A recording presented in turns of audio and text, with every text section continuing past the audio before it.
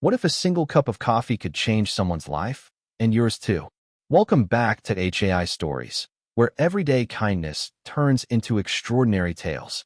This story begins on a cold morning in rural Tennessee. Helen Jacobs, a 70-year-old widow and retired schoolteacher, was working a quiet shift at the local diner when a tired, weather-worn man stepped inside. No wallet, no words, just a look in his eyes that said he hadn't felt warm in days. Without hesitation, Helen poured him a hot cup of coffee. What she didn't know, what no one in that diner knew, was who he really was. 2 hours later, a large charter bus rolled up outside. And what happened next? It stopped the whole town in its tracks. Who was this stranger? Why did dozens of uniformed Marines fill the diner? And what did Helen do that had veterans from 3 different states showing up at her door?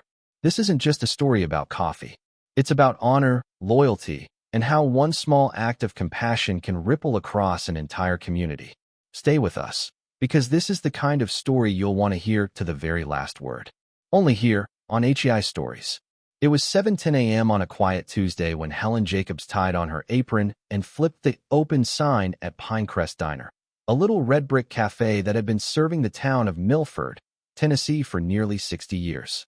Locals called it the last honest cup, and Helen, now 70, was as much a part of the place as the jukebox in the corner or the smell of fresh biscuits in the oven. She didn't work for the paycheck. Not really. After losing her husband, Charlie, 5 years ago, the diner became her second home.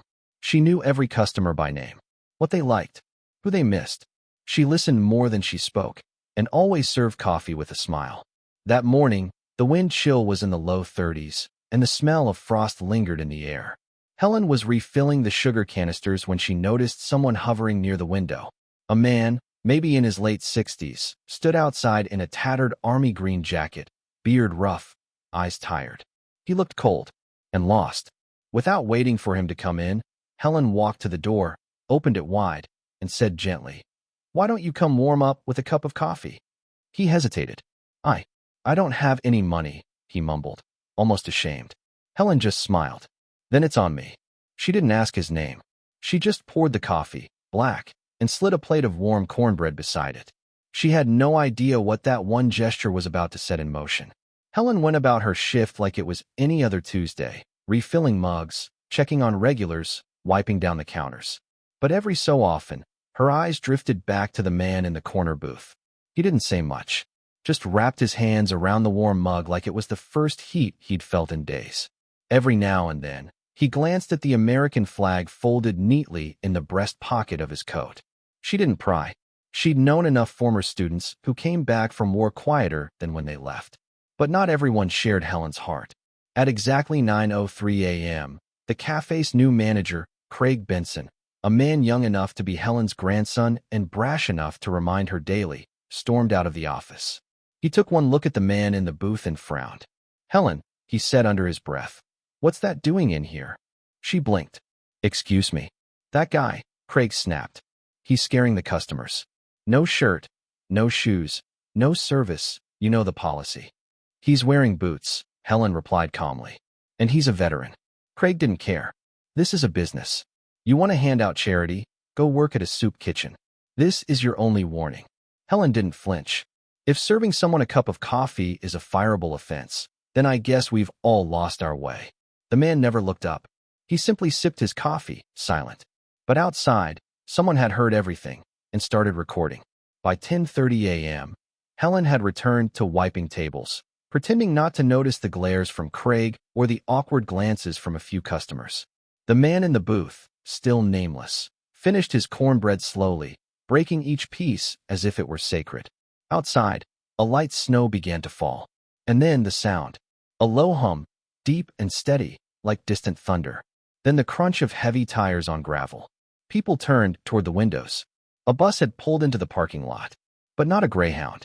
Not a school bus. This one was military green, with a seal on the side that read, "Semper Fi Brotherhood, United States Marine Veterans." The doors hissed open, and dozens of men and women stepped out, some in full uniform, others in leather jackets with medals sewn into the sleeves. One walked with a cane. Another wore a patch over one eye. Every single one of them looked like they had stories. At the front was Colonel David Rourke, Rhett, tall, gray-haired and stone-faced. They didn't walk into the diner. They marched. Craig came running from the back, panic in his voice. Can I help you folks?"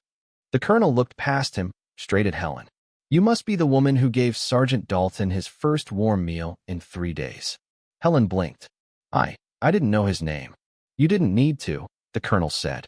"You saw a fellow American in need. That was enough." Craig tried to cut in. "Look, I think there's been a misunderstanding." Colonel Rourke raised a hand. "There's no misunderstanding. We take care of our own."